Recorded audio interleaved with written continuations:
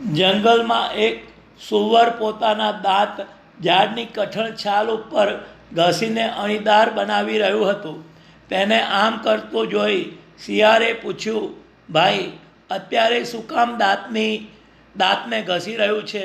ફરતા 5 ગાઉ સુધી તો મને ખબર છે કે કોઈ કહેતા કોઈ શિકારીનો આપણા જંગલમાં પગ નથી, તો અત્યારે નકામા દાંત શું કામ ઘસી મરે છે? અનુભવે અગમચેતી રાખવા ટેવાયેલા આ સુવરે જવાબ આપ્યો, ભાઈ, અત્યારે તો શિકારી જંગલમાં નથી એ ખરું, પરંતુ એક કઈ ઘડીએ આવીને ઊભો રહે એની શી ખબર? દુશ્મનથી હંમેશા ચેતતા રહેવું સારું, અગાઉથી તૈયારી કરી મૂકવી સારી. માણસો અને રાષ્ટ્રોએ શાંતિના સમયમાં પણ યુદ્ધથી ચેતતા રહી તૈયારી કરી રાખવી જોઈએ.